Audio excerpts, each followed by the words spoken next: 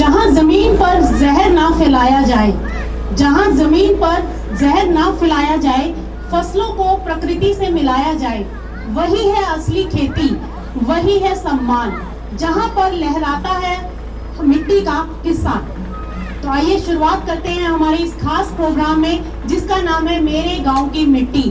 आज इस प्रोग्राम में हम बात करेंगे ऑर्गेनिक खेती की, क्योंकि आज के समय में जहां पर फर्टिलाइजर, पेस्टिसाइड्स का इतनी बड़ी मात्रा में प्रयोग किया जा रहा है जो ना केवल मिट्टी, पानी और हमारी सेहत को खराब कर रहा है बल्कि कहीं ना कहीं पर्यावरण को भी दूषित कर रहा है, तो ऐसे में ऑर्गेनिक खेती एक बहुत बड़ा विकल्प बनकर सामने आ रहा है। तो आज हम अपने इस खास प्रोग्राम में एक ऐसे ऑर्गेनिक फार्मर से मिलेंगे जो ना केवल ऑर्गेनिक खेती करके अपना कृषि धर्म निभा रहे हैं बल्कि एक कामयाब किसान के रूप में सामने आए हैं, और ना केवल वो एक अच्छा प्राइस लेने में कामयाब हो रहे हैं और सबकी सेहत का भी वो ध्यान रख रहे हैं। तो आइए जोरदार स्वागत करते हैं गोलप्पा जी का।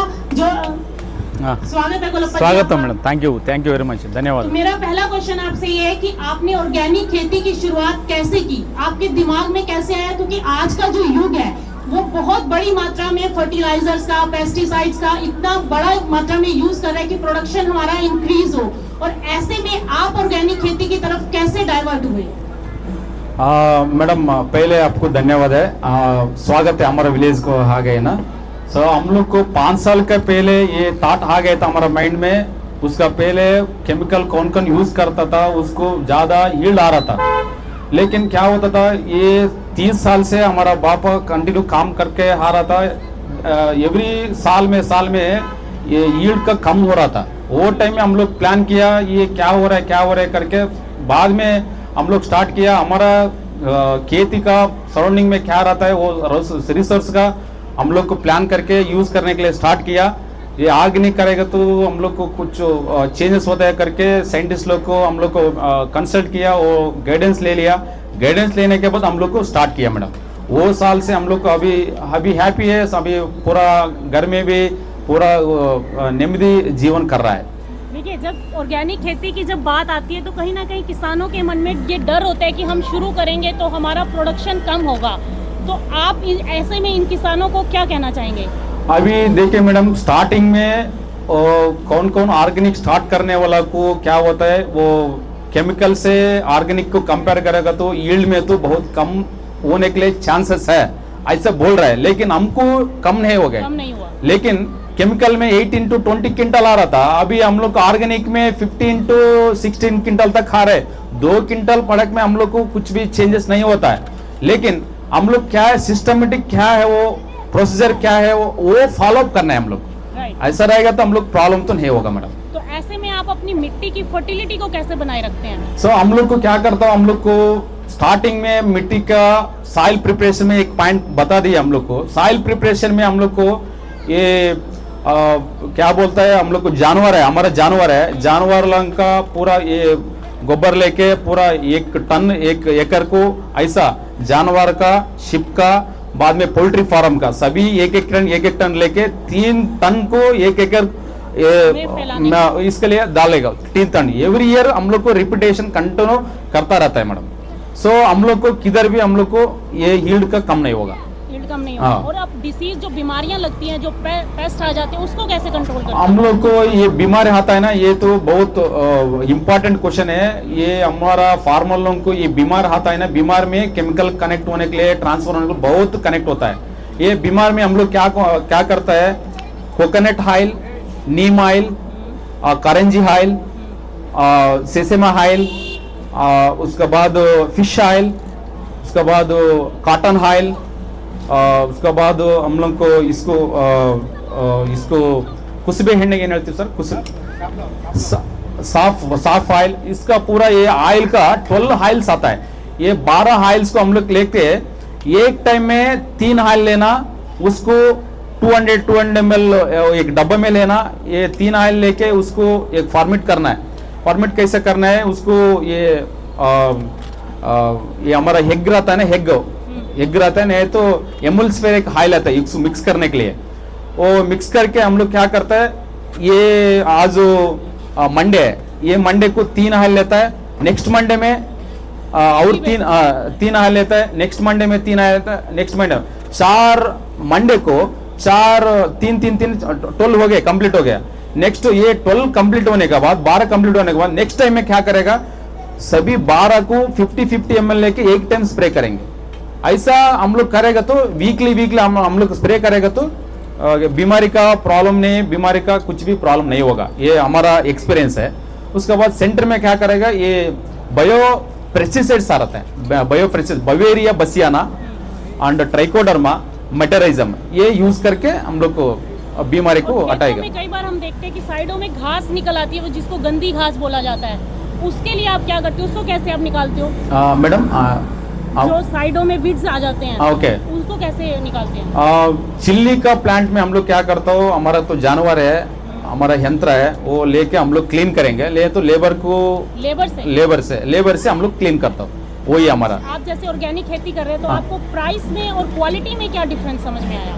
ये को ऑर्गेनिक काम करेगा तो ये को एक नहीं 100 उसको प्रॉफिट है, 100 मेरा का 100 गुना उसको प्रॉफिट है, एक ने 2 ने 3 ने 100 गुना। लेकिन उसमें इंपॉर्टेंट है पहले इसको मिट्टी उसको सेव कर सकता है, साइल का। बहुत बड़ी बात आपने यहाँ पे कही है कि हमें अपनी पहले मिट्टी को सेव करना है, क्योंकि अगर हमारी मिट्टी के अंदर पोषक तत्व होंगे तभी हम एक अच्छी खेती कर पाएंगे और खुद भी अच्छा पोषक ले पाएंगे और दूसरों को भी एक अच्छा अन्न जो है वो खिला पाएंगे। तो इसके लिए सबसे बड़ा इम्पोर्टेंट पॉइंट आ जाता है कि मिट्टी की जाँच जरूर करवानी चाहिए और मिट्टी में जिन पोषक तत्वों की कमी हो वही पोषक तत्व से संबंधित आपको उपाय करने चाहिए। यस मैडम, फ्रीटली उसको मिट्टी का तो हम लोग 100% हम लोग हमारे जनरेशन है, नेक्स्ट जनरेशन का हम लोग तो एक गिफ्ट है वो। जी बिल्कुल सही। वो तो बाद में वो खेती से हम लोग को क्या वो यील्ड आता है ना, फसल इतना क्वालिटी रहता है, वो क्वालिटी में हम लोग खाएगा तो भी हेल्थ का आजकल तो देख रहा हूँ ना मैडम, इतना केमिकल से इतना डिसीज आ रहा है, हम लोग बिलीव नहीं कर सकते उतना डिसीज। वो शार्क हो रहा है, वो ये हार्ट अटैक हो गया, वो उसको लीवर फेलियर हो गया, उसको स्किन प्रॉब्लम है, इतना डिसीज आ गया। वो हमारा फ्रेंड लोगों के भी हम लोग सुनेगा तो शॉकिंग न्यूज आ रहा है, वो हम लोग पूरा सेव कर सकता है। अब आप यहाँ पे थोड़ा सा प्राइस का मैकेनिज्म समझाइए हमारे फार्मर भाइयों को, किसान भाइयों को। कि जैसे आपने ऑर्गेनिक खेती शुरू किया तो आपका कॉस्ट कितना आया और आपको दाम क्या मिला, इनमें क्या डिफरेंस आपको समझ में आया? आप पहले कर रहे थे पेस्टिसाइड वाला खेती, उसके बाद आप इसमें ट्रांसफर हुए, तो आपका कॉस्ट मतलब प्रॉफिट मार्जिन कितना है? यस मैडम, हम लोग पहले काम कर रहा था, ये रासायनिक में काम करता था, केमिकल में हम लोग को 1 एकड़ को 1 लाख to 1,20,000 रुपीज पर एकड़ को खर्च आ रहा था। हम लोग ऑर्गेनिक स्टार्ट किया, कब ऑर्गेनिक स्टार्ट किया, सभी पूरा हम लोग को 80,000 में कंप्लीट हो रहा है, 80,000 स्टार्टिंग टू एंडिंग लेबर का।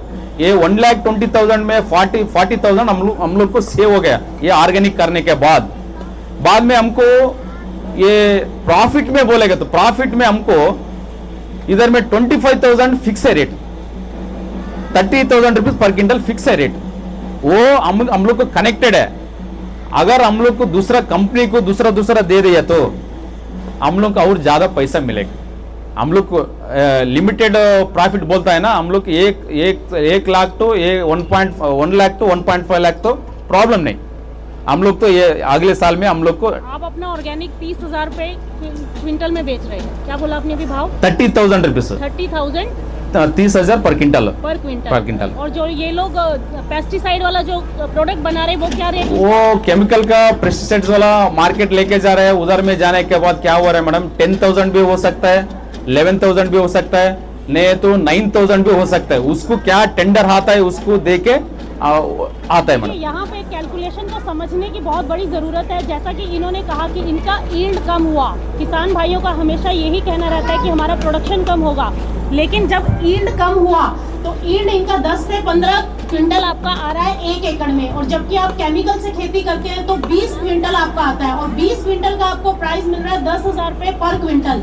और जहां पर ये 15 क्विंटल का प्रोडक्शन कर रहे हैं और इनको प्राइस मिल रहा है 30,000 रुपए पर क्विंटल, तो आप अपने आप इस गैप को समझ सकते हैं। और यहाँ पर सबसे बड़ी बात, आप अपनी जमीन को सेव करके चल रहे हैं। जिस तरीके से हम अपने बच्चों को शुरुआत में ही पालन पोषण करते वक्त ध्यान रखते हैं, उनका प्रॉपर तरीके से उनका मेडिसिन करते हैं, सेम उसी तरह हमें अपनी जमीन का भी करना है। और ये किसान एक ऐसे किसान है या फिर यूँ कहें कि एक प्रगतिशील किसान है जो अभी से अपनी जमीन की पोषक तत्वों को साथ में लेकर चल रहे हैं, जो अभी इनके लिए तो फायदा है ही है, इनकी आने वाली पीढ़ी को भी बहुत ज्यादा इससे फायदा होने वाला है। तो जाते जाते आपसे एक आखिरी सवाल, आप किसान भाइयों को क्या संदेश देना चाहेंगे ऑर्गेनिक खेती के लिए? यस मैडम, हम लोग तो एक हमारा विलेज के लिए एक बात बोल रहा हूँ, करेगा तो ऑर्गेनिक एग्रीकल्चर करना है।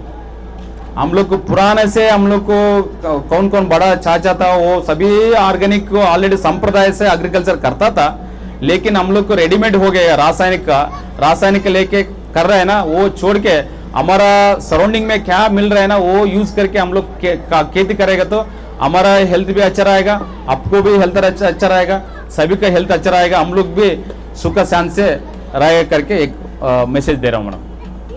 बहुत बहुत शुक्रिया किसान भाइयों के साथ साझा की। उम्मीद करते हैं कि किसान भाइयों को ये बात समझ में आई होगी कि आज नहीं तो कल ऑर्गेनिक ही है हल। अगर हम आज नहीं अपनाएंगे तो आने वाले कुछ समय के बाद हमारी जमीन जब बंजर हो जाएगी, हमें उत्पादन देना बंद कर देगी, तो हम फिर जो हमारा देश भारत देश आज दूसरे देशों को निर्यात करता है, दूसरे देशों का पेट भरता है, तो कहीं ना कहीं अगर हम ऑर्गेनिक की तरफ नहीं गए तो आने वाले समय में हो सकता है कि भारत देश को भी दूसरे देशों के सामने खाने के लिए हाथ फैलाने पड़े, जो कि 1965 से पहले, हरित क्रांति से पहले स्थिति थी। तो इसलिए और हमारी मार्केट टाइम्स टीवी की ओर से और एमडीएच की ओर से हमारी सभी किसान भाइयों से यही गुजारिश है कि आज नहीं तो कल आप ऑर्गेनिक की तरफ डाइवर्ट हो जाइए, धीरे धीरे करके आप ऑर्गेनिक की तरफ आइए, आईपीएम प्रयोग कीजिए, कम से कम जितना जरूरत हो उतनी ही दवाइयों का छिड़काव कीजिए।